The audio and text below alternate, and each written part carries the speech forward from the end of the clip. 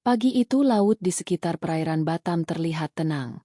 Matahari baru saja naik, memantulkan cahaya keemasan di atas gelombang kecil yang berkilauan. Sejumlah nelayan lokal sudah terbiasa turun ke laut sejak subuh, mencari tangkapan ikan yang menjadi penghidupan utama mereka. Di antara kelompok nelayan itu ada 3 perahu motor kecil yang berangkat hampir bersamaan. Salah satu perahu dipimpin oleh seorang nelayan berusia 45 tahun bernama Agus. Ia ditemani 2 anak buahnya, Tirta dan Malik, yang sama-sama sudah berpengalaman menghadapi kerasnya laut. Awalnya tidak ada yang aneh. Mereka menebar jaring di lokasi yang sudah biasa menjadi tempat ikan berkumpul. Namun sekitar pukul 8 pagi, Tirta yang sedang memeriksa arah angin dan arus melihat sesuatu yang mencurigakan. Dari kejauhan tampak sebuah kapal kayu tua yang terombang-ambing tanpa arah. Kapal itu tidak bergerak maju, melainkan hanyut perlahan, seperti kehilangan kendali. Cat di lambungnya terkelupas, warnanya kusam, dan terlihat ada bekas karat di beberapa bagian besi yang masih menempel. "Pak Agus, lihat itu. Kapal apa ya? Kok diam aja?"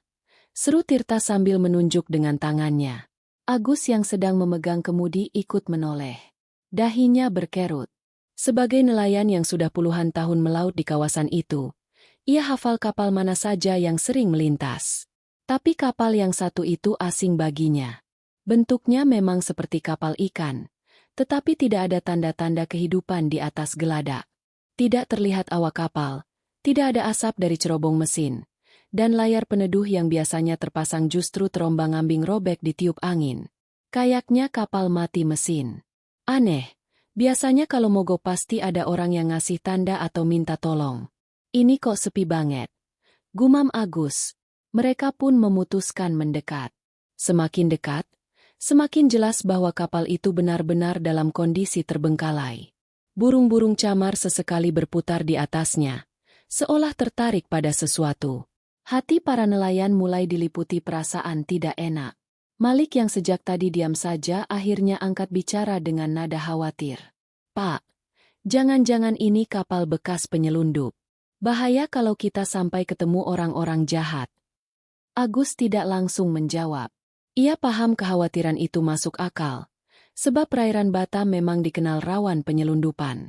Namun instingnya sebagai nelayan dan rasa penasarannya mendorong untuk tetap memastikan.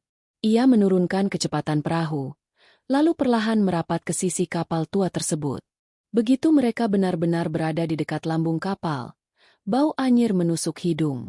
Bau itu bukan sekadar bau ikan busuk seperti yang biasa mereka hirup setiap hari, melainkan lebih menyengat, lebih pekat, dan membuat perut mual. Ketiga nelayan saling pandang. Mata mereka menyiratkan rasa takut sekaligus curiga. "Apa itu?" "Kayak bau bangkai," kata Tirta dengan suara bergetar. Agus mengangguk pelan. "Aku juga cium. Kayaknya bukan cuma ikan. Kita harus hati-hati." Mereka kemudian mengikatkan tali dari perahu kecil ke sisi kapal tua, agar tidak terpisah oleh arus. Agus yang paling berani memutuskan naik lebih dulu ke geladak kapal. Dengan langkah hati-hati, ia menapakkan kakinya ke papan kayu yang sudah lapuk dan berdecit. Suasana di atas kapal begitu sepi. Tidak ada suara mesin, tidak ada tanda-tanda awak kapal. Hanya bunyi berderit kayu yang bergoyang diterpa ombak kecil. Saat matanya menyapu sekeliling, Agus melihat banyak peralatan yang berserakan. Jaring sobek, ember pecah, dan kotak kayu kosong bertumpuk tidak beraturan. Seolah kapal itu ditinggalkan dalam keadaan tergesa-gesa. Namun yang paling mengganggu adalah bau busuk yang semakin tajam begitu ia bergerak ke arah lambung kapal bagian bawah. "Pak Agus, gimana di atas?" teriak Malik dari perahu di bawah. "Sepi. Tapi baunya makin parah. Aku mau cek ke dalam," jawab Agus. Ia membuka pintu kayu menuju ruang lambung kapal. Begitu pintu terbuka, hawa panas bercampur dengan aroma busuk menyergap keras. Agus spontan menutup hidung dengan kain sarung yang ia bawa. Cahaya matahari yang masuk dari celah sempit hanya mampu menerangi sebagian ruangan. Dengan langkah berat, ia menuruni tangga sempit yang berderit.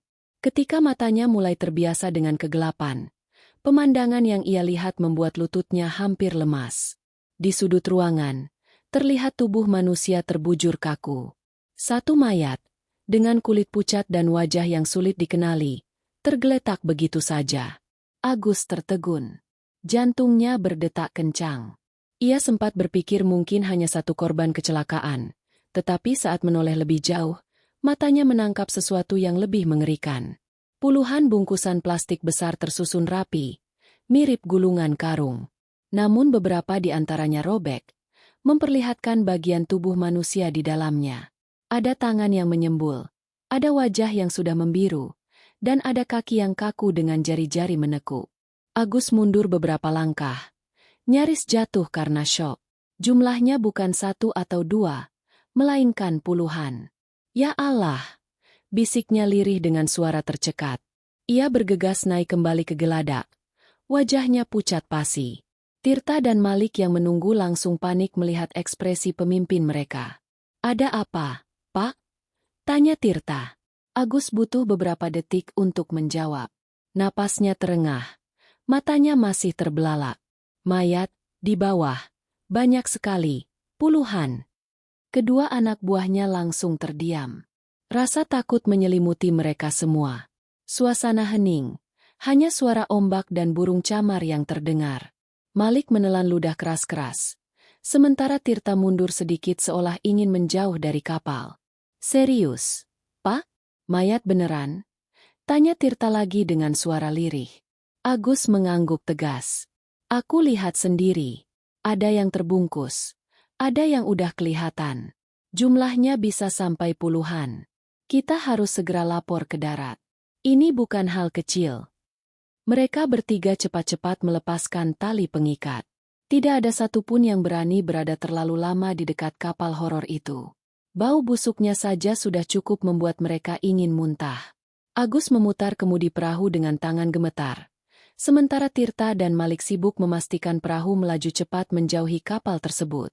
Namun meski jarak semakin jauh, bayangan kapal tua itu masih tertinggal di pikiran mereka. Ketakutan bercampur rasa penasaran terus menghantui. Bagaimana bisa ada begitu banyak mayat di dalam kapal itu? Siapa mereka? Dan siapa yang tega melakukan hal sekejam itu? Sesampainya di dermaga kampung nelayan, kabar penemuan itu langsung menyebar. Agus, Tirta, dan Malik terlihat lemas dan pucat ketika menceritakan apa yang mereka lihat. Warga sekitar awalnya sulit percaya, tetapi ekspresi ketakutan para nelayan itu tidak bisa dipalsukan. Semakin banyak orang yang berkumpul, semakin ramai pula bisik-bisik yang muncul. Apa jangan-jangan kapal hantu? Bisik seorang ibu. Bukan. Agus nggak mungkin bohong. Kalau dia bilang mayat, ya pasti mayat. Sahut yang lain. Suasana kampung nelayan menjadi tegang. Anak-anak kecil dilarang mendekat ke dermaga. Beberapa lelaki dewasa yang penasaran ingin ikut melihat kapal itu langsung dilarang oleh Agus. Jangan coba-coba. Bahaya. Kalian gak akan kuat lihatnya. Kita harus lapor polisi. Biar mereka yang urus. Tegas Agus dengan nada keras. Kabar itu akhirnya sampai ke kepala desa. Lalu diteruskan ke aparat setempat. Dalam hitungan jam, berita tentang penemuan kapal misterius berisi mayat di perairan Batam menyebar dari mulut ke mulut. Ketakutan berubah menjadi kehebohan. Para nelayan lain yang baru pulang melaut ikut resah. Sebagian memilih tidak melaut untuk sementara waktu. Bagi masyarakat nelayan yang terbiasa menghadapi kerasnya laut, penemuan seperti itu bukan sekadar kejadian aneh. Itu adalah mimpi buruk nyata. Mereka hidup dari laut, tetapi kini laut seolah menyimpan rahasia kelam yang tak terbayangkan. Malam itu, kampung nelayan tidak seramai biasanya. Orang-orang memilih berdiam di rumah, membicarakan hal yang sama. Kapal tua, mayat-mayat misterius, dan pertanda buruk yang menyertainya. Setelah kejadian mengerikan itu, Agus, Tirta, dan Malik tidak membuang waktu. Perahu mereka melaju cepat menuju dermaga dengan wajah pucat, napas tersengal, dan hati diliputi rasa takut. Begitu tiba, langkah pertama yang mereka lakukan adalah mendatangi kepala desa. Dengan suara terbata, Agus menceritakan apa yang mereka temukan di lambung kapal tua itu. Kepala desa yang awalnya mengira mereka hanya bercanda segera sadar dari ekspresi ketiga nelayan bahwa ini bukan kisah mengada-ada. Tanpa menunda, ia menghubungi pihak kepolisian sektor terdekat melalui radio komunikasi desa. Tak lama berselang, beberapa aparat kepolisian tiba di dermaga. Mereka membawa senjata lengkap, rompi, serta peralatan standar patroli laut. Wajah para polisi tegang ketika mendengar penjelasan dari Agus. Salah seorang perwira, Inspektur Raka, memimpin langsung rombongan tersebut. Ia mendengar setiap detail cerita dengan penuh konsentrasi, lalu mengangguk pelan sebelum memberi perintah. Kita harus segera ke lokasi. Jangan sampai kapal itu hanyut lebih jauh atau hilang dari radar. Semua ikut. Kita harus pastikan apa yang terjadi. Polisi kemudian meminta Agus, Tirta, dan Malik untuk menunjukkan lokasi kapal yang mereka temukan. Awalnya ketiga nelayan itu enggan kembali ke sana karena trauma, tetapi akhirnya mereka sepakat ikut dengan alasan tidak ingin salah arah. 3 kapal patroli polisi berangkat bersama, masing-masing dilengkapi tim SAR untuk berjaga-jaga jika ada kebutuhan evakuasi. Perjalanan menuju lokasi penuh ketegangan.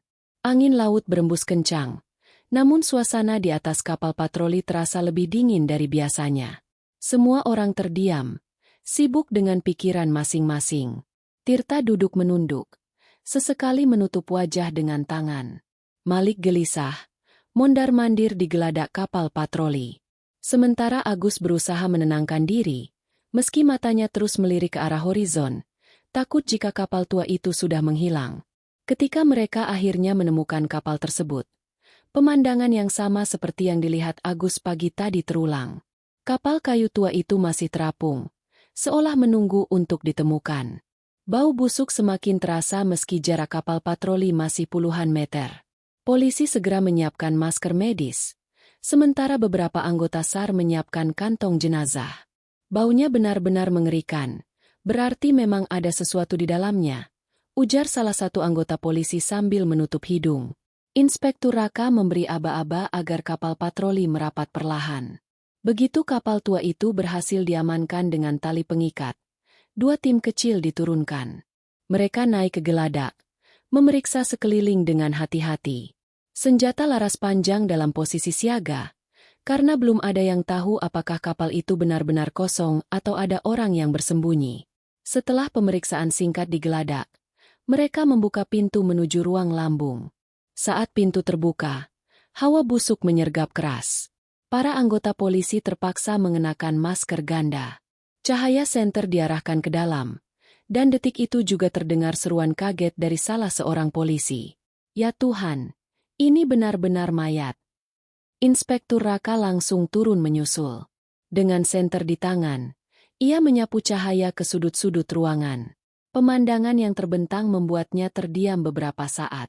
Puluhan tubuh manusia, sebagian besar terbungkus plastik tebal, tersusun di lantai lambung. Ada yang sudah membiru, ada yang pucat, ada pula yang menunjukkan tanda-tanda mati lemas. Jumlahnya begitu banyak hingga ruangan itu seperti gudang penyimpanan manusia. Hitung jumlahnya. Perintah Raka dengan suara bergetar namun tegas. Tim forensik yang ikut serta segera turun. Mereka membuka beberapa bungkusan untuk memastikan kondisi korban. Hasil awal menunjukkan semua sudah meninggal, sebagian besar dalam keadaan kaku. Jumlah total yang dihitung mencapai 36 jenazah.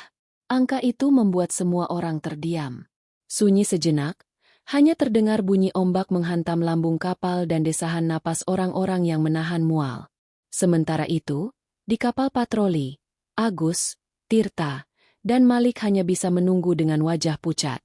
Mereka tidak diperbolehkan masuk ke dalam kapal tua itu lagi.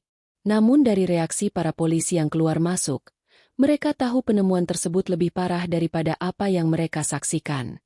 Tirta menggenggam erat lengan Agus, suaranya lirih ketika berkata, "Pak, ternyata kita nggak salah lihat. Beneran banyak sekali mayat." Agus hanya mengangguk pelan. Matanya kosong menatap laut. Ia merasa berat di dada, seolah apa yang mereka temukan hari itu akan menghantui sisa hidup mereka. Evakuasi jenazah dimulai segera. Tim SAR bekerja cepat meski penuh tantangan. Bau busuk bercampur udara panas di dalam lambung membuat sebagian anggota hampir muntah.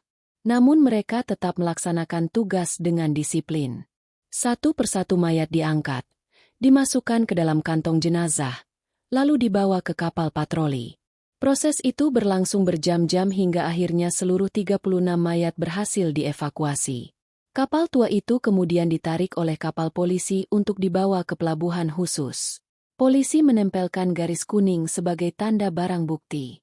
Seluruh nelayan yang pertama kali menemukan kapal, termasuk Agus, Tirta, dan Malik, diminta ikut ke darat untuk dimintai keterangan.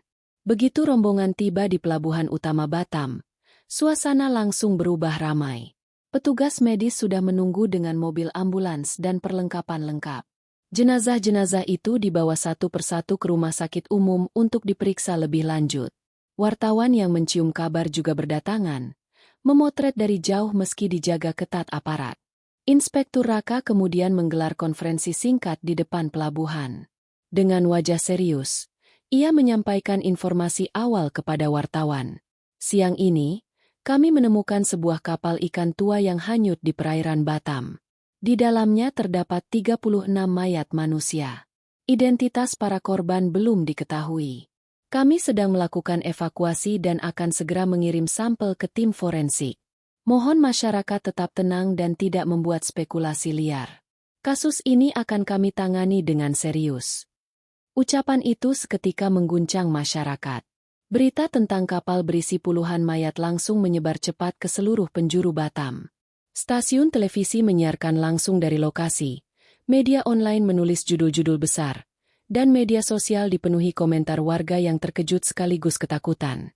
Sementara itu, di kantor polisi, Agus, Tirta, dan Malik diminta memberikan keterangan lengkap. Mereka dipisahkan dalam ruangan berbeda agar cerita mereka bisa diuji kebenarannya. Masing-masing menceritakan hal yang sama. Bagaimana mereka melihat kapal itu terombang-ambing, bagaimana bau busuk tercium, dan bagaimana Agus turun pertama kali ke lambung lalu menemukan mayat. Polisi mencatat setiap detail. Mereka memastikan bahwa para nelayan ini tidak terlibat dalam kasus tersebut, melainkan murni penemu. Bahkan, Inspektur Raka secara pribadi menyampaikan terima kasih atas keberanian mereka melapor. Kalau tidak ada kalian, mungkin kapal itu hanyut lebih jauh dan tidak pernah ditemukan, katanya dengan nada tulus. Namun meski sudah lega karena telah melapor, perasaan trauma masih melekat. Tirta mengaku sulit tidur malam itu. Bayangan wajah-wajah mayat di lambung kapal terus menghantuinya. Malik memilih diam, sementara Agus mencoba menenangkan kedua anak buahnya. Meski dalam hatinya sendiri ia juga merasa terguncang. Di sisi lain, aparat kepolisian mulai menutup akses menuju pelabuhan tempat kapal tua itu ditarik. Mereka memasang garis polisi, melarang siapapun mendekat kecuali tim penyidik dan forensik. Kapal itu resmi dijadikan barang bukti utama dalam kasus misterius ini. Di rumah sakit, dokter forensik bekerja tanpa henti melakukan autopsi awal, mencatat kondisi korban, serta mencari petunjuk penyebab kematian. Hari itu, Batam diguncang. Bukan oleh badai, bukan oleh gempa, melainkan oleh berita tentang kapal maut yang menyimpan 36 nyawa tak bernama. Masyarakat nelayan resah, para pejabat terkejut, dan media nasional mulai menjadikan kasus ini sorotan utama. Semua bermula dari laporan sederhana 3 nelayan, tetapi kini telah menjadi perhatian besar seluruh negeri. Keesokan harinya, setelah seluruh jenazah berhasil dievakuasi dan disimpan di rumah sakit untuk pemeriksaan, tim penyidik kepolisian resmi membentuk satuan tugas khusus. Satgas ini melibatkan berbagai unsur, kepolisian laut, unit forensik, imigrasi, dan bahkan perwakilan dari TNI AL. Fokus mereka adalah mengungkap asal-usul kapal misterius dan bagaimana bisa ada 36 korban manusia di dalamnya. Kapal tua itu ditarik ke dermaga khusus yang dijaga ketat. Area sekitar diberi garis polisi. Tidak ada orang luar yang diperbolehkan mendekat. Para penyidik mulai bekerja dari bagian terluar kapal, mencatat setiap detail yang bisa menjadi petunjuk. Cat di lambung kapal sudah terkelupas. Namun masih ada sisa-sisa tulisan asing yang samar. Dari pengamatan awal, tulisan itu bukan berasal dari Indonesia, melainkan lebih mirip huruf-huruf yang digunakan di wilayah Asia Tenggara lain. Ini kapal sepertinya tidak terdaftar resmi di pelabuhan kita, ujar Kompol Arif, salah satu penyidik senior. Kita perlu cek ke database internasional. Mungkin kapal ini pernah terdaftar dengan nama lain. Selain lambung, ruang mesin juga diperiksa. Mesin kapal ternyata sudah dalam kondisi rusak parah. Minyak pelumas mengering, dan beberapa kabel terlihat sengaja dipotong. Seolah-olah kapal ini memang dibiarkan hanyut tanpa harapan bisa berfungsi lagi. Dari situ, penyidik mulai menduga bahwa kapal sengaja ditinggalkan setelah digunakan untuk tujuan tertentu. Di ruang lambung, tim forensik mengambil berbagai sampel. Mereka mengumpulkan sisa-sisa plastik pembungkus, pakaian korban, bahkan debu dan cairan yang menempel di lantai. Semua barang ini dimasukkan ke dalam kantong bukti. Tujuannya jelas, mencari petunjuk apakah para korban meninggal karena kelaparan, kehabisan udara, keracunan, atau sebab lain. Beberapa jenazah diprioritaskan untuk diautopsi lebih cepat. Hasil awal menunjukkan tanda-tanda mati karena kekurangan oksigen. Banyak korban yang paru-parunya penuh cairan, dan sebagian besar wajah mereka menunjukkan tanda sesak nafas sebelum meninggal. Fakta ini membuat penyidik semakin yakin bahwa mereka dikurung di ruang tertutup dalam waktu lama tanpa ventilasi memadai. Sementara itu, tim intelijen kepolisian melacak rute kapal. Mereka memeriksa arus laut, arah angin, dan kemungkinan asal muatan. Dari posisi kapal ditemukan, besar kemungkinan kapal itu datang dari arah barat laut, melintasi jalur yang sering digunakan oleh kapal-kapal kecil dari perbatasan negara tetangga. Namun belum jelas apakah kapal ini sengaja diarahkan ke perairan Batam atau hanyut karena ditinggalkan. Dalam proses penyelidikan, nama-nama nelayan penemu kapal juga tetap dicatat. Agus, Tirta, dan Malik dipanggil sekali lagi ke kantor kepolisian untuk memberikan keterangan lebih rinci. Mereka diminta menggambarkan secara detail kondisi kapal saat pertama kali ditemukan, arah haluan, posisi layar, dan benda-benda mencurigakan lain yang mungkin mereka lihat. Agus menjelaskan bahwa ia sempat melihat beberapa kotak kayu kosong di geladak, sementara Tirta menambahkan ada jaring sobek dan ember pecah yang berserakan. Keterangan kecil ini menjadi penting karena bisa jadi sisa dari aktivitas penyelundupan. Penyidik juga memperhatikan bahwa kapal tidak memiliki dokumen resmi. Tidak ada surat izin berlayar, tidak ada catatan manifest, dan tidak ada bendera negara yang terpasang. Kondisi ini memperkuat dugaan bahwa kapal digunakan untuk tujuan ilegal. Kapal ikan biasanya punya tanda jelas, entah nama kapal atau bendera. Yang ini bersih, seperti sengaja dihapus identitasnya, kata seorang petugas sambil memotret sisi-sisi kapal. Di sisi lain, tim imigrasi mulai mencari data kemungkinan korban adalah pendatang ilegal. Mereka memeriksa sidik jari beberapa jenazah yang masih bisa dikenali, lalu mengirim hasilnya ke Pusat Data Nasional. Harapannya ada kecocokan dengan catatan orang-orang yang pernah masuk secara resmi maupun ilegal ke Indonesia. Namun pada tahap awal, hasilnya nihil. Identitas korban tetap misteri. Selain itu, polisi juga meneliti kemungkinan adanya keterlibatan jaringan kriminal. Dari pengalaman sebelumnya, jalur laut di sekitar Batam sering dimanfaatkan untuk perdagangan manusia, narkoba, dan barang selundupan lain. Kapal tua seperti ini kerap digunakan sebagai kedok, karena tidak menimbulkan kecurigaan besar di mata petugas patroli. Fakta bahwa kapal sudah dimodifikasi untuk menyimpan manusia di ruang lambung semakin memperkuat dugaan bahwa ini bukan sekadar kecelakaan laut, melainkan bagian dari operasi terorganisir. Sementara penyidik bekerja, suasana di rumah sakit juga tidak kalah sibuk. Tim medis forensik kewalahan menghadapi jumlah korban yang begitu banyak. Mereka bekerja siang malam untuk mendokumentasikan setiap tubuh, memotret, mengambil sampel darah, serta mencatat ciri-ciri fisik. Beberapa korban masih mengenakan pakaian lusuh, ada yang memakai baju dengan tulisan asing, ada pula yang hampir tanpa busana karena mungkin pakaian mereka rusak selama perjalanan. Setiap detail dicatat dengan teliti karena bisa menjadi petunjuk asal-usul mereka. Masyarakat Batam mulai resah. Kabar penemuan 36 mayat membuat warga takut melaut. Bahkan beberapa nelayan memilih tidak turun ke laut selama beberapa hari. Media terus menyorot kasus ini, menanyakan langkah pemerintah dalam menangani penyelundupan manusia. Namun polisi meminta masyarakat bersabar. Kami sedang bekerja keras mengumpulkan bukti. Perlu waktu untuk mengungkap jaringan di balik semua ini, kata Inspektur Raka dalam wawancara singkat. Di balik layar, koordinasi dengan otoritas internasional juga dilakukan. Polisi Indonesia menghubungi Interpol untuk memeriksa kemungkinan bahwa kapal ini pernah masuk daftar pencarian. Kontak dengan negara tetangga pun dijalin untuk mengetahui apakah ada laporan kapal hilang atau penumpang yang dilaporkan tidak kembali. Meski begitu, jawaban dari pihak luar negeri tidak bisa didapat dalam waktu singkat. Hari-hari awal investigasi menjadi periode krusial. Setiap temuan, sekecil apapun, bisa menentukan arah penyelidikan. Kapal tua itu kini menjadi pusat perhatian. Dinding kayunya, mesin rusaknya, bahkan paku karatnya diperiksa satu persatu. Di balik kesunyian lambung yang pernah menjadi kuburan massal, penyidik berharap ada jawaban tentang siapa para korban itu, siapa yang menaruh mereka di sana, dan kemana sebenarnya kapal itu seharusnya berlabuh.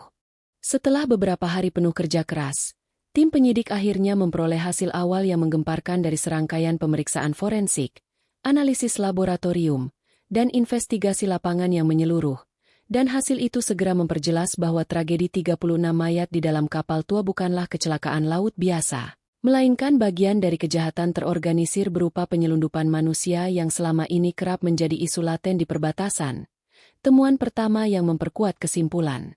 Ini adalah hasil autopsi dari belasan jenazah yang menunjukkan tanda-tanda klasik mati akibat kekurangan oksigen di ruang tertutup.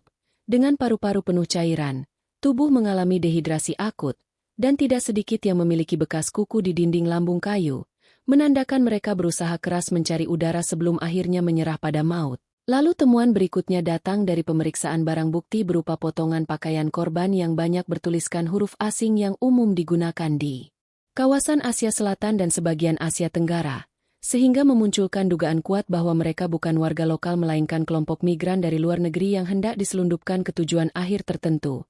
Lebih jauh, tim intelijen menemukan bahwa ruang lambung kapal telah dimodifikasi sedemikian rupa, dengan papan tambahan yang menciptakan sekat-sekat sempit tempat tubuh para korban dijejalkan, sementara ventilasi yang seharusnya tersedia ditutup rapat dengan kayu bekas dan karung, dan kondisi itu membuat ruang gelap tersebut berubah menjadi ruang jebakan yang mematikan, memperlihatkan bahwa tindakan ini bukanlah kelalaian melainkan kesengajaan demi menyamarkan muatan manusia dari pandangan patroli laut. Temuan lain yang mengejutkan berasal dari analisis jejak pada lambung kapal, di mana residu cat yang tersisa mengindikasikan bahwa kapal pernah berganti identitas minimal 2 kali, dan pola semacam ini sudah lama dikenal sebagai modus jaringan kriminal lintas negara yang menggunakan kapal tua murah sebagai kedok agar kegiatan penyelundupan tidak mudah terdeteksi, sehingga begitu identitas kapal terendus, mereka cukup membuang kapal atau menenggelamkannya lalu beralih menggunakan kapal lain dengan nama baru. Dan fakta ini membuat penyidik semakin yakin bahwa kasus Batam hanyalah puncak dari gunung es besar yang melibatkan banyak pihak. Di sisi lain, tim investigasi sosial yang bekerja sama dengan lembaga non-pemerintah mulai mengumpulkan informasi mengenai kemungkinan asal para korban, dan mereka menemukan adanya kesamaan pola dengan kasus penyelundupan manusia beberapa tahun sebelumnya, di mana kelompok besar migran berangkat dari daerah konflik dan kemiskinan di luar negeri dengan janji kehidupan lebih baik, dijanjikan pekerjaan di perkotaan besar atau di luar negeri. Namun akhirnya ditipu dan dijebak masuk ke jalur ilegal yang berujung maut. Dan informasi awal ini semakin menambah dimensi kemanusiaan dalam tragedi Batam. Sementara itu, di kantor polisi, Agus dan Tirta kembali dipanggil untuk memberikan tambahan keterangan setelah penyidik menemukan kaitan bahwa kapal mungkin telah dibiarkan hanyut di jalur nelayan lokal dengan harapan segera ditemukan pihak lain sehingga pelaku utama bisa menghilangkan jejak. Dan pengakuan keduanya tentang kondisi kapal yang seakan sengaja dibiarkan begitu saja menjadi catatan penting dalam laporan investigasi. Media nasional segera mencium aroma skandal besar, memberitakan bahwa perairan Batam berpotensi menjadi jalur favorit jaringan penyelundupan manusia. Dan berita ini menimbulkan reaksi keras di masyarakat yang menuntut aparat bergerak lebih cepat menutup jalur laut ilegal. Namun bagi penyidik, fakta yang baru terungkap justru menandakan medan yang mereka hadapi sangat kompleks karena kelompok kriminal ini bukan hanya sekadar mengangkut manusia secara ilegal, melainkan menjalankan operasi yang sistematis dengan dukungan logistik, kapal, dan mungkin juga perlindungan dari pihak yang berkepentingan. Salah satu bukti kuat mengenai sistematisnya operasi itu muncul dari pemeriksaan terhadap sisa makanan yang ditemukan di lambung kapal berupa nasi kering, botol plastik berlabel asing, dan biskuit produksi luar negeri. Semua barang itu menunjukkan rantai suplai yang panjang dan terorganisir, yang tidak mungkin dilakukan oleh individu kecil tanpa dukungan finansial besar, sehingga dugaan mengarah pada adanya jaringan besar yang menguasai jalur laut dan memanfaatkan kerentanan para migran demi keuntungan besar. Temuan-temuan tersebut membuat penyidik semakin fokus untuk membongkar siapa aktor utama di balik layar. Karena fakta bahwa 36 orang tewas dalam kondisi mengenaskan hanyalah tanda kecil dari tragedi kemanusiaan yang lebih luas. Dan polisi menegaskan bahwa investigasi ini tidak boleh berhenti pada level operator lapangan melainkan harus menyasar otak di balik jaringan. Meski mereka sadar jalannya akan sulit, penuh hambatan, dan berisiko menghadapi perlawanan balik dari kelompok yang tidak ingin bisnis kotornya terbongkar. Dengan demikian, babak baru penyelidikan pun dimulai, di mana setiap bukti, mulai dari potongan kayu, pakaian korban, hingga botol minuman asing, diperlakukan sebagai kunci untuk membuka tabir gelap penyelundupan manusia yang selama ini beroperasi dalam bayang-bayang perbatasan Laut Batam. Setelah fakta awal mengenai penyelundupan manusia terungkap, fokus penyidik beralih pada penelusuran jaringan kriminal yang beroperasi di balik tragedi kapal tua tersebut, dan investigasi mendalam segera memperlihatkan bahwa Batam dan perairan sekitarnya bukan sekadar lokasi singgah, melainkan titik simpul yang strategis dalam jalur gelap perdagangan manusia lintas negara. Dari catatan intelijen dan laporan patroli laut, diketahui bahwa kelompok penyelundup memanfaatkan celah pengawasan di jalur pelayaran sempit yang sulit dijaga secara konsisten.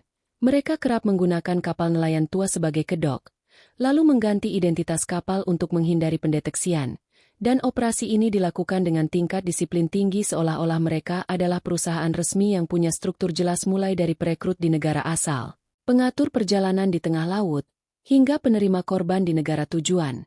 Dalam pemetaan awal yang dilakukan Satgas Khusus, setidaknya ada 3 lapisan besar dalam jaringan tersebut. Lapisan pertama adalah para perekrut di negara asal korban yang biasanya menjanjikan pekerjaan dengan gaji tinggi dan kehidupan lebih baik di luar negeri. Lapisan kedua adalah operator laut yang bertanggung jawab mengangkut para korban dengan cara ilegal. Dan lapisan ketiga adalah sindikat penerima di negara tujuan yang akan menyalurkan korban ke pasar gelap tenaga kerja. Dan analisis ini menjadi pijakan penting untuk menelusuri siapa saja aktor yang bermain di wilayah Batam. Bukti mengenai keterhubungan jaringan semakin kuat setelah penyidik menemukan catatan keuangan mencurigakan di salah satu ponsel yang berhasil diamankan dari lambung kapal. Ponsel itu memang rusak terkena air laut, tetapi setelah diperbaiki sebagian datanya dapat dipulihkan. Dan di dalamnya ada transfer uang dengan nominal besar yang dilakukan lintas negara melalui rekening perantara. Transaksi itu menunjukkan pola jelas. Ada uang masuk dari luar negeri, lalu dibagi-bagi ke beberapa rekening lokal yang diyakini sebagai bagian dari jaringan di Indonesia, dan pola ini memperkuat dugaan bahwa kasus Batam bukan insiden tunggal melainkan bagian dari operasi besar yang sudah lama berjalan. Di tingkat lokal, polisi juga mengidentifikasi adanya orang-orang yang berperan sebagai penghubung darat.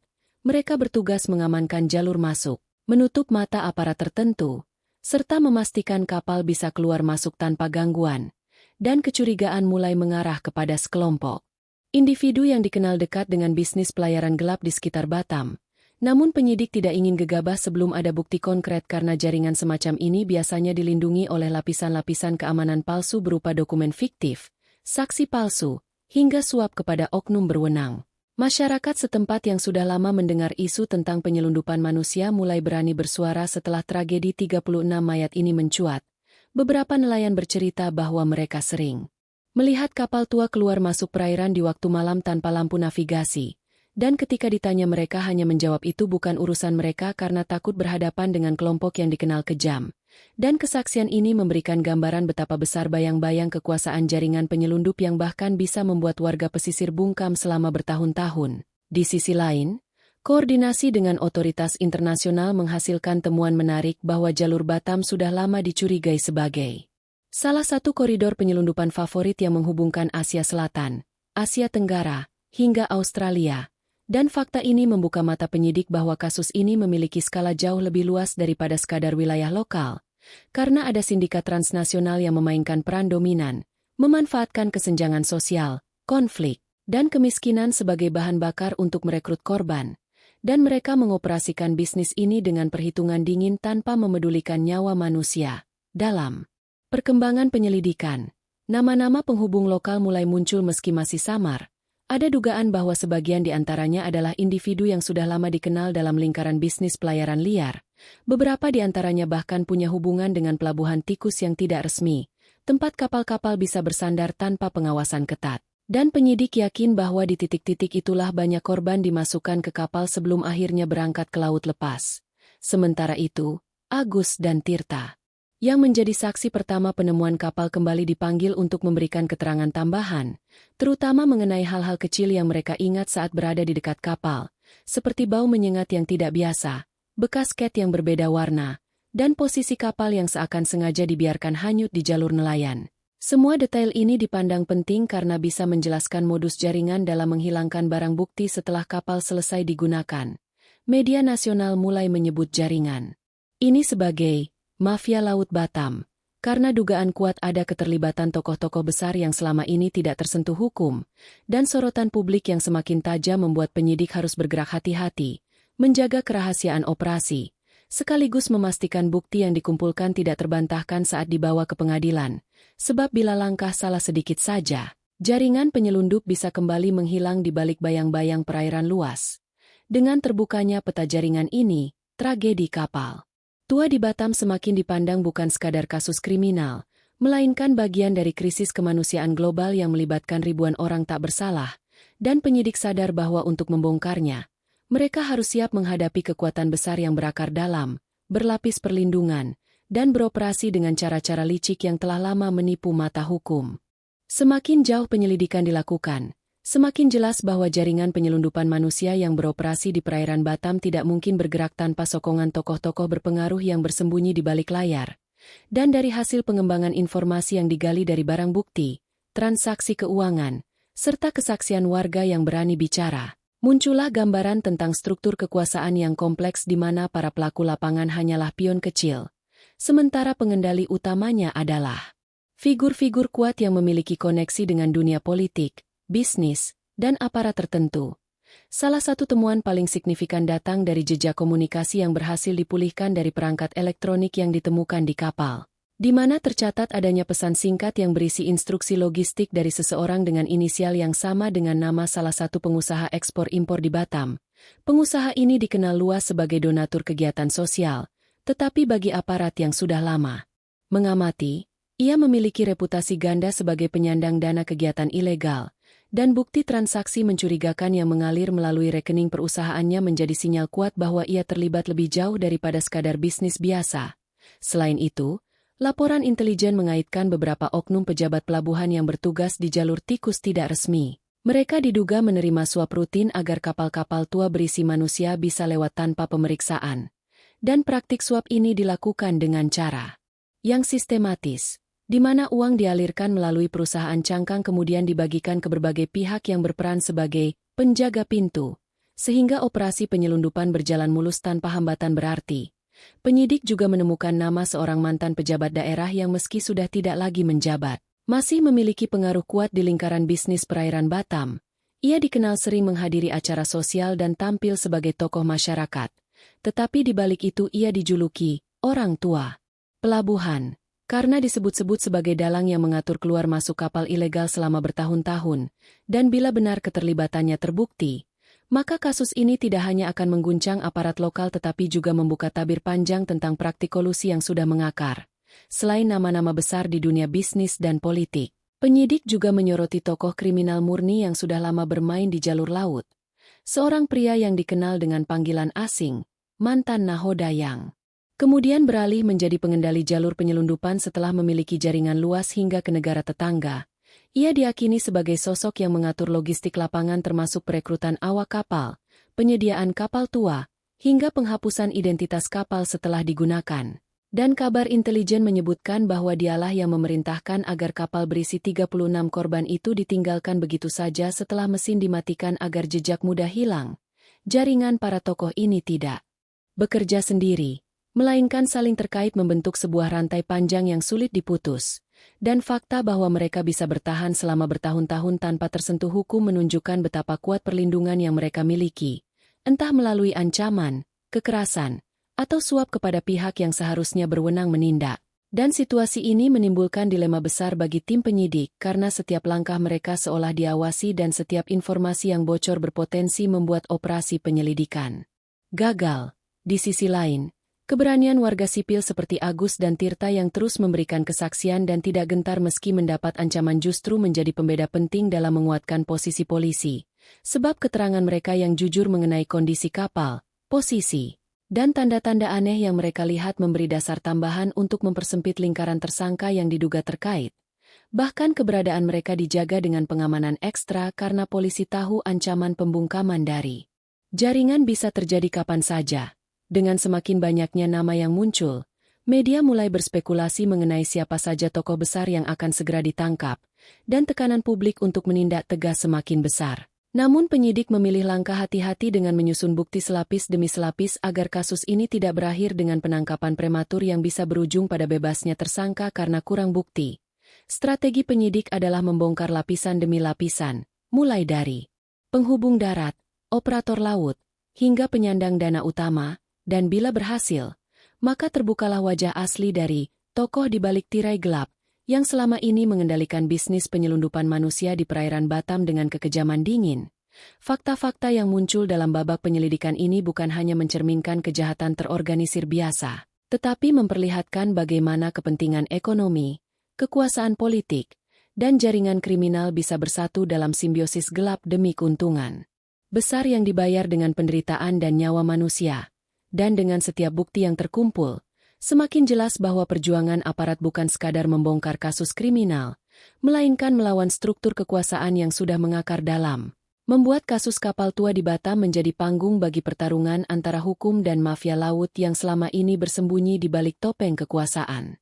Ketika penyelidikan semakin mengerucut, pihak yang berada di balik jaringan penyelundupan manusia tampaknya tidak tinggal diam. Mereka bergerak cepat untuk menutupi jejak, menghancurkan bukti, serta membungkam siapa saja yang dianggap berpotensi membuka kebenaran. Dan hal pertama yang dilakukan adalah upaya membersihkan catatan keuangan perusahaan cangkang yang menjadi jalur aliran dana. Sejumlah transaksi yang sebelumnya jelas terlihat dalam laporan bank tiba-tiba menghilang, seakan-akan dihapus dengan bantuan orang dalam, sehingga penyidik harus bekerja keras menelusuri kembali dengan metode forensik digital. Di sisi lapangan, beberapa kapal tua yang diakini digunakan untuk membawa manusia mulai lenyap dari dermaga. Sebagian sengaja ditenggelamkan di perairan dalam dengan menggunakan bahan peledak rakitan. Sementara sisanya dijual cepat keluar daerah dengan identitas baru. Tindakan ini jelas memperlihatkan adanya kepanikan, karena kapal-kapal itu merupakan bukti fisik paling penting yang bisa mengaitkan langsung para pelaku dengan jaringan besar di atasnya. Selain itu, dokumen-dokumen penting yang seharusnya tersimpan di gudang pelabuhan juga ditemukan terbakar. Api yang disebut-sebut akibat korsleting ternyata menurut analisis ahli forensik justru sengaja disulut, sebab titik awal api berasal dari sudut tempat dokumen disimpan, bukan dari jalur kabel listrik. Hal ini membuat penyidik yakin bahwa ada orang dalam yang diperintahkan untuk menghilangkan arsip penting terkait izin bongkar muat dan catatan kapal. Sehingga semakin jelas betapa sistematis upaya penyembunyian ini dijalankan. Para saksi yang sebelumnya sempat memberikan informasi awal pun mulai menerima ancaman serius. Ada yang didatangi orang tak dikenal. Ada pula yang mendapatkan telepon gelap berisi peringatan untuk berhenti bicara. Bahkan Agus dan Tirta yang keberaniannya dianggap sebagai duri dalam daging bagi jaringan ini harus dijaga ketat oleh aparat. Karena intelijen melaporkan adanya rencana penculikan untuk membungkam mereka. Situasi ini membuat polisi menambah pengamanan dengan menempatkan personel bersenjata di sekitar rumah mereka, sekaligus memindahkan keduanya ke lokasi rahasia untuk sementara waktu. Di tengah gencarnya upaya penyembunyian bukti, muncul juga gerakan manipulasi opini publik. Beberapa media lokal tiba-tiba menurunkan berita yang menyudutkan para korban dengan menyebut bahwa mereka secara sukarela ikut dalam perjalanan gelap itu demi mencari pekerjaan. Seolah-olah jaringan penyelundupan hanyalah fasilitator yang membantu, bukan pelaku kejahatan. Berita semacam ini jelas dirancang untuk mengaburkan fakta bahwa ada pihak-pihak besar yang mengambil keuntungan dengan cara biadab. Dan penyidik menyadari bahwa ada tangan kuat yang mengatur narasi agar simpati publik terpecah. Lebih jauh lagi, beberapa pejabat yang sebelumnya sempat kooperatif mulai menunjukkan sikap ragu-ragu. Mereka enggan memberikan dokumen tambahan dengan alasan prosedur. Birokrasi. Padahal dugaan kuat menyebutkan bahwa ada tekanan dari pihak atas agar mereka memperlambat jalannya investigasi, sehingga polisi harus mencari jalur hukum baru dengan meminta dukungan lembaga anti korupsi agar akses terhadap dokumen bisa tetap terbuka. Dalam kondisi penuh tekanan ini, tim penyidik juga menghadapi kesulitan teknis ketika server pusat pelabuhan tiba-tiba mengalami kerusakan misterius. Data-data penting mengenai keluar masuk kapal hilang dalam semalam, dan meski akhirnya tim forensik berhasil memulihkan sebagian kecil data, mereka menemukan indikasi kuat bahwa server tersebut diretas dari dalam dengan tujuan menghapus catatan tertentu, menandakan keterlibatan oknum yang memiliki keahlian teknologi tinggi. Upaya penyembunyian bukti tidak berhenti di situ, melainkan juga merambah pada upaya menyingkirkan saksi lapangan seperti buruh pelabuhan yang tahu jalur tikus tempat kapal keluar masuk. Beberapa di antara mereka dilaporkan menghilang begitu saja. Sementara keluarganya tidak tahu kemana mereka pergi. Situasi ini mempertegas bahwa jaringan tidak segan menggunakan kekerasan untuk melindungi kepentingannya. Bagi aparat, kondisi ini menjadi tantangan besar, karena di satu sisi mereka harus menjaga keselamatan saksi dan korban, sementara di sisi lain tetap fokus membongkar bukti-bukti yang berusaha dihancurkan. Oleh karena itu strategi pengamanan ganda diberlakukan, yakni menyalin seluruh dokumen dan data digital dalam beberapa server. Cadangan yang dijaga di lokasi berbeda, sehingga meski satu sumber bukti dihancurkan, salinan lain tetap bisa dipakai di pengadilan.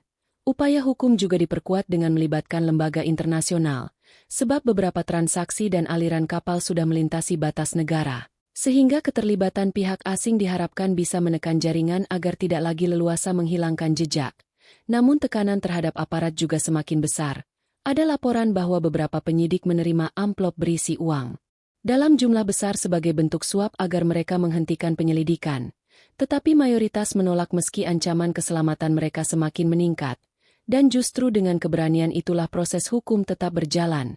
Pada akhirnya, semua upaya penyembunyian bukti ini justru menjadi indikasi kuat bahwa jaringan penyelundupan manusia di Batam memang memiliki sesuatu yang sangat besar untuk ditutupi.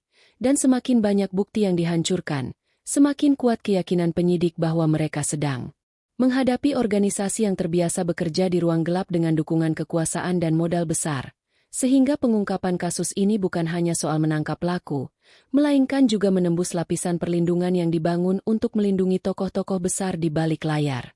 Di balik gemuruh pemberitaan tentang terbongkarnya jaringan penyelundupan manusia di perairan Batam, terselip sebuah kenyataan pahit yang jauh lebih menggetarkan hati, yaitu krisis kemanusiaan yang mencuat dari peristiwa mengerikan itu. Sebab di balik setiap tubuh tak bernyawa yang dievakuasi dari lambung kapal tua, tersimpan kisah hidup penuh luka, mimpi yang tak pernah sempat diwujudkan, serta keluarga yang kini diliputi duka mendalam. Para korban yang ditemukan dalam kondisi mengenaskan itu bukan sekadar angka statistik, melainkan manusia dengan latar belakang kehidupan yang keras. Sebagian dari mereka adalah buruh tani yang terjerat utang di kampung halaman. Ada pula yang berasal dari daerah konflik yang tak lagi menawarkan rasa aman, sementara yang lain hanyalah pemuda desa yang tergiur janji kehidupan lebih baik di negeri seberang. Mereka semua menyatukan tekad untuk menempuh jalur berbahaya di laut, karena keadaan di tanah kelahiran mereka sudah membuat harapan hampir padam. Agus, yang pertama kali ikut mengevakuasi korban bersama tim aparat, bercerita dengan mata berkaca-kaca bahwa ia masih ingat wajah seorang anak laki-laki yang digendong tim medis. Tubuhnya kaku, namun masih menggenggam erat sebuah kalung kayu sederhana, seakan benda kecil itu adalah satu-satunya peninggalan dari keluarganya. Kisah semacam ini menorehkan luka mendalam pada siapapun yang menyaksikannya, termasuk Tirta yang kemudian ikut membantu mendampingi keluarga korban yang datang dari luar daerah untuk mengidentifikasi jasad. Ia menyebut bagaimana seorang ibu parubaya jatuh pingsan saat melihat foto anak perempuannya yang ternyata termasuk salah satu korban. Jeritan pilu itu menggema di ruangan rumah sakit dan menampar nurani semua orang yang berada di sana. Tragedi ini memperlihatkan bahwa di balik operasi kriminal yang kejam, terdapat wajah kemiskinan, keterdesakan, dan putus asa yang membuat manusia rela mempertaruhkan nyawa di laut demi secercah peluang. Dan disinilah krisis kemanusiaan itu tampak jelas, karena persoalan bukan hanya pada matinya puluhan nyawa, tetapi juga pada akar masalah yang mendorong mereka untuk masuk dalam perangkap penyelundupan, Beberapa korban yang selamat dari jaringan serupa di masa lalu sempat diwawancarai media. Mereka menceritakan bagaimana perekrut datang ke desa-desa dengan iming-iming pekerjaan bergaji tinggi di luar negeri, lengkap dengan dokumen palsu dan janji akan perjalanan aman, padahal kenyataannya mereka dikumpulkan dalam rumah penampungan kumuh, lalu diangkut secara diam-diam ke kapal tua tanpa fasilitas, di mana udara pengap, air minum terbatas, dan makanan nyaris tak tersedia, hingga akhirnya banyak yang menyerah pada maut sebelum sempat menginjakan kaki di daratan tujuan. Inilah realitas kelam perdagangan manusia yang tidak hanya menghisap tenaga, tetapi juga merenggut nyawa dengan cara paling tidak manusiawi. Dan ironisnya, semua itu berlangsung di laut yang seharusnya menjadi sumber kehidupan bagi nelayan seperti Agus dan Tirta, justru berubah menjadi kuburan raksasa yang menelan mimpi banyak orang. Situasi ini membuat sejumlah organisasi kemanusiaan bersuara lantang. Mereka menekankan bahwa tragedi Batam bukan hanya masalah hukum, melainkan juga alarm besar tentang kegagalan sistem sosial ekonomi di daerah-daerah pengirim tenaga kerja. Karena selama kemiskinan dan ketidakadilan terus menggerogoti, akan selalu ada orang yang mencari jalan pintas meski harus berhadapan dengan maut, dan jaringan kriminal hanya memanfaatkan celah itu untuk mengisi pundi-pundi mereka. Di desa-desa asal para korban, suasana duka menyelimuti. Rumah-rumah sederhana dipenuhi tangisan keluarga yang menerima kabar bahwa anggota keluarganya telah ditemukan meninggal di kapal penyelundup. Ada yang hanya menerima kantong jenazah tanpa bisa melihat wajah terakhir, karena kondisi tubuh sudah terlalu sulit dikenali. Kesedihan semacam itu sulit dilukiskan dengan kata-kata, terlebih bagi anak-anak kecil yang kehilangan orang tua mereka, sehingga krisis ini tidak berhenti di Laut Batam, tetapi juga menular ke daratan dalam bentuk trauma berkepanjangan bagi keluarga yang ditinggalkan. Pemerintah pusat pun ditekan untuk memberikan perhatian lebih besar, bukan hanya dalam bentuk santunan atau pemulangan jenazah, melainkan juga kebijakan nyata untuk memperbaiki kondisi sosial ekonomi, agar tragedi serupa tidak lagi terjadi, sebab menyelamatkan nyawa bukan hanya dengan patroli laut, melainkan juga dengan memberi alternatif kehidupan yang layak di tanah air sendiri. Krisis kemanusiaan di Laut Batam ini juga menggugah kesadaran masyarakat luas. Banyak warga yang sebelumnya tidak peduli kini mulai mengulurkan bantuan, baik dalam bentuk donasi maupun tenaga sukarela untuk membantu proses identifikasi dan pemakaman korban. Agus dan Tirta bahkan ikut serta dalam penggalangan dana di kampung mereka untuk membantu biaya keluarga korban yang datang dari jauh. Tindakan kecil ini menjadi simbol bahwa meski jaringan kejahatan berusaha menutup mulut saksi, nurani masyarakat masih berbicara lantang.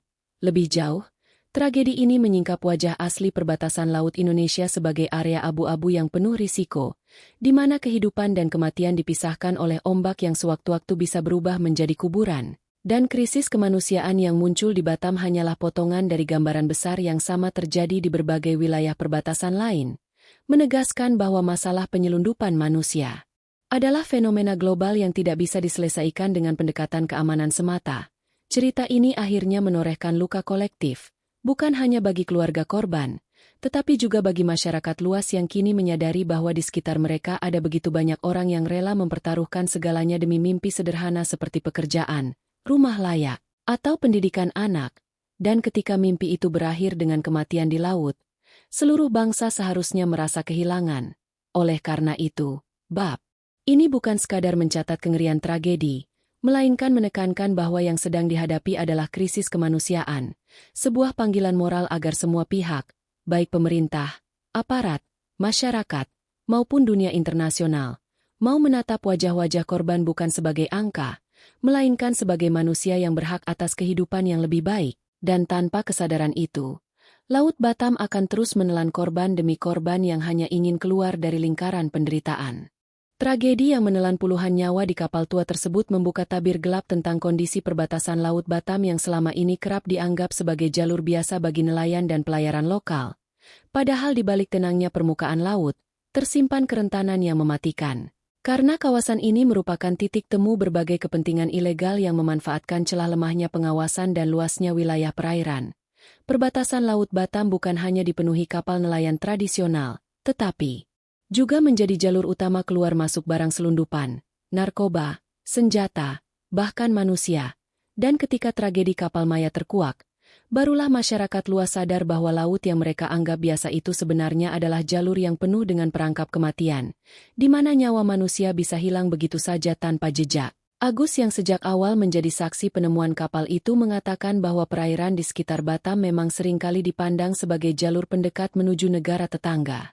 Sehingga tidak sedikit nelayan lokal menyaksikan kapal-kapal asing melintas dengan kecepatan tinggi di malam hari, sementara lampu kapal sengaja dipadamkan, sebuah pemandangan yang sudah lama dianggap wajar, tetapi kini terbukti menjadi bagian dari arus besar penyelundupan yang tak terkendali. Tirta menambahkan bahwa banyak nelayan sebenarnya tahu ada aktivitas mencurigakan, tetapi mereka memilih diam karena takut pada ancaman jaringan kriminal yang memiliki reputasi kejam, dan diamnya masyarakat ini memperburuk keadaan, sebab jalur perbatasan yang seharusnya dijaga justru menjadi lahan subur bagi pelaku kejahatan untuk beroperasi. Aparat keamanan sendiri menghadapi tantangan besar. Luasnya wilayah laut membuat patroli sulit dilakukan secara rutin, sementara peralatan dan teknologi pengawasan masih terbatas. Sehingga banyak kapal asing bisa keluar masuk dengan mudah tanpa terdeteksi. Ditambah lagi ada dugaan kuat bahwa sebagian oknum aparat sengaja menutup mata karena menerima keuntungan dari aliran uang gelap, sehingga perbatasan Laut Batam berubah menjadi ruang abu-abu di mana hukum tidak selalu berlaku. Dan justru uang serta kekuasaan yang menentukan siapa boleh lewat dan siapa harus disingkirkan. Dalam konteks ini, tragedi kapal penuh maya tidak bisa dipandang sebagai peristiwa tunggal, melainkan puncak dari gunung es yang memperlihatkan betapa mematikannya jalur perbatasan ini. Karena setiap kali ada kelompok manusia yang nekat menyeberang, mereka sebenarnya sedang mempertaruhkan nyawa pada sebuah sistem yang rapuh dan penuh jebakan. Kondisi geografis Batam yang dekat dengan Singapura dan Malaysia membuat wilayah ini menjadi magnet bagi para penyelundup, sebab jarak tempuh yang singkat memungkinkan mereka membawa muatan manusia dalam waktu singkat. Namun sekaligus berisiko tinggi karena jalur sempit sering diawasi secara ketat oleh aparat negara tetangga, sehingga ketika kapal kelebihan muatan atau mengalami masalah teknis, nyawa para penumpang seakan sudah ditakdirkan hilang sebelum sempat menggapai daratan. Ironisnya, jalur ini tetap dipakai berulang kali, karena bagi para pelaku, keuntungan jauh lebih besar dibandingkan risiko, dan bagi korban, harapan akan kehidupan lebih baik lebih kuat daripada ketakutan mati di laut. Tragedi Batam memperlihatkan bagaimana perbatasan laut bukan lagi sekadar garis imajiner pemisah negara, melainkan medan pertempuran antara aparat yang ingin menegakkan hukum dan jaringan kriminal yang ingin melanggengkan bisnisnya. Serta di antara keduanya terdapat korban yang hanyalah manusia biasa yang terjebak keadaan. Media internasional yang menyoroti kasus ini menyebut perbatasan Laut Batam sebagai Death Corridor atau koridor kematian. Karena catatan sejarah menunjukkan bahwa sebelumnya pun sudah banyak kasus tenggelamnya kapal imigran gelap di wilayah ini. Hanya saja tidak semuanya terungkap secara luas, sebab sebagian jasad hilang terbawa arus, sementara sebagian lainnya tidak pernah ditemukan, menjadikan laut sebagai kuburan sunyi yang menyimpan rahasia kelam. Agus dan Tirta yang kini lebih banyak terlibat dalam diskusi dengan aparat dan wartawan menekankan bahwa jika akar masalah perbatasan ini tidak segera diatasi, tragedi serupa hanya tinggal menunggu waktu. Sebab jalur laut yang mematikan itu tidak akan pernah berhenti digunakan selama ada permintaan dari luar negeri dan selama di dalam negeri masih banyak orang yang terjebak kemiskinan. Pemerintah akhirnya dipaksa untuk meninjau ulang sistem pengawasan perbatasan, mulai dari menambah jumlah kapal patroli, meningkatkan radar pengintai, hingga memperkuat kerjasama dengan negara tetangga. Tetapi semua langkah itu akan sia-sia jika tidak disertai keberanian memberantas oknum aparat yang terlibat, karena bagaimanapun juga, jalur ilegal itu tidak mungkin berjalan mulus tanpa perlindungan dari dalam. Tragedi kapal Batam dengan 36 nyawa yang melayang hanyalah salah satu potret dari sekian banyak peristiwa serupa di perbatasan laut. Dan setiap kali hal ini terulang, perbatasan itu semakin menunjukkan wajah mematikannya, seolah menjadi pengingat bahwa laut bukan hanya tempat mencari ikan, melainkan juga medan rawan yang bisa merenggut siapa saja tanpa pandang bulu. Krisis yang muncul dari perbatasan Batam menjadi cermin bahwa keamanan laut tidak bisa hanya dipandang dari sisi militer atau patroli, tetapi harus menyentuh aspek sosial ekonomi masyarakat di sekitar, sebab ketika nelayan seperti Agus dan Tirta merasa takut melapor karena ancaman, ketika keluarga korban pasrah karena tak ada pilihan, maka perbatasan itu sejatinya sudah dikuasai oleh ketakutan dan kematian. Oleh sebab itu, bab ini menegaskan bahwa perbatasan Laut Batam adalah salah satu wilayah paling mematikan di Nusantara. Sebuah ruang yang terus menelan korban manusia dalam senyap. Dan tragedi kapal yang ditemukan hanyalah alarm keras agar semua pihak menyadari bahwa selama perbatasan dibiarkan rapuh, selama aparat bisa dibeli, dan selama harapan hidup layak tetap menjadi barang mahal di tanah air, maka jalur kematian itu akan terus terbuka, menunggu korban-korban baru untuk mengisi lembaran kelam sejarah perairan Batam. Meski penyelidikan demi penyelidikan telah dilakukan, penangkapan sejumlah pelaku lapangan berhasil dilaksanakan, dan banyak fakta kelam sudah tersingkap ke hadapan publik. Namun kasus kapal penyelundupan manusia yang ditemukan di perairan Batam itu masih menyisakan begitu banyak pertanyaan besar yang belum mampu dijawab secara tuntas. Sebab di balik 36 nyawa yang melayang, masih ada jaringan bayangan yang bersembunyi di balik kekuatan uang, kekuasaan, dan perlindungan gelap yang sulit ditembus. Aparat kepolisian mengakui bahwa meski sebagian nama tokoh kriminal sudah teridentifikasi, bukti kuat untuk menyeret mereka ke meja hijau masih minim, karena hampir semua jejak berhasil dihapus, sementara saksi kunci terus mendapatkan ancaman serius, sehingga proses hukum berjalan lambat dan penuh hambatan. Dan pada saat yang sama keluarga korban harus menanggung luka panjang karena merasa keadilan belum benar-benar hadir.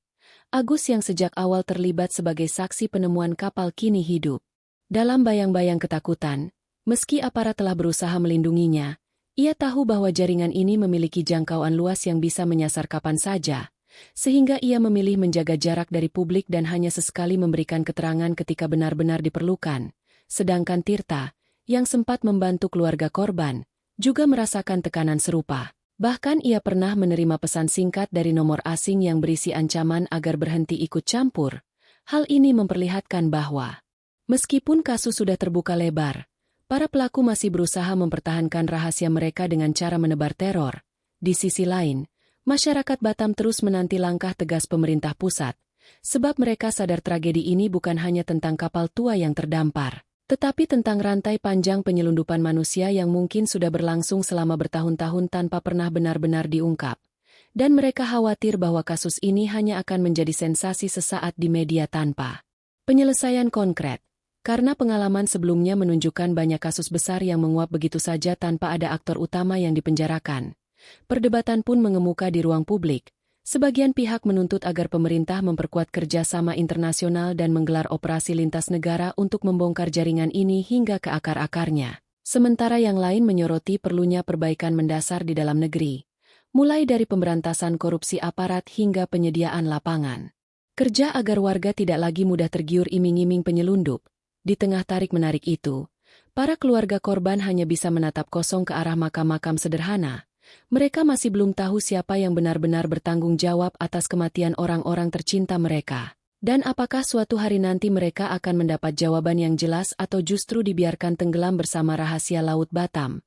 Beberapa lembaga kemanusiaan bahkan menyebut tragedi ini sebagai luka terbuka bangsa, yang tidak akan sembuh sebelum ada kepastian hukum yang adil.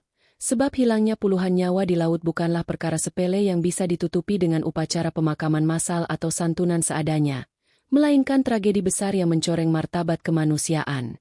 Di titik inilah cerita tentang kapal penyelundupan manusia itu berhenti pada sebuah akhir yang sebenarnya belum berakhir, sebuah titik koma yang masih menunggu kelanjutan, karena banyak tokoh besar belum tersentuh, banyak bukti masih tersembunyi, dan banyak keluarga korban masih menanti keadilan. Agus dan Tirta, dua nelayan sederhana yang awalnya hanya berniat melaut untuk mencari ikan, kini menjadi saksi hidup dari sebuah kisah besar yang mengguncang negeri. Mereka berdua sadar bahwa apa yang mereka lihat tidak akan pernah hilang dari ingatan. Namun mereka juga tahu bahwa keberanian mereka untuk bersuara bisa menjadi kunci bagi terbukanya kebenaran di masa depan. Meski saat ini ancaman masih mengintai, kisah ini pun berakhir dengan sebuah kenyataan getir, bahwa Laut Batam bukan hanya menjadi saksi bisu dari tragedi, melainkan juga simbol betapa rapuhnya sistem keamanan, betapa mudahnya hukum dipermainkan, dan betapa mahalnya harga sebuah nyawa ketika berhadapan dengan kepentingan gelap. Akhir yang terbuka ini seolah mengingatkan bahwa perjuangan masih panjang, jalan menuju keadilan masih berliku, dan misteri siapa otak utama di balik jaringan penyelundupan manusia itu masih belum terjawab, sehingga publik hanya bisa berharap bahwa suatu hari nanti, kebenaran benar-benar terungkap, keadilan ditegakkan, dan tragedi serupa tidak lagi terulang di perbatasan laut Indonesia.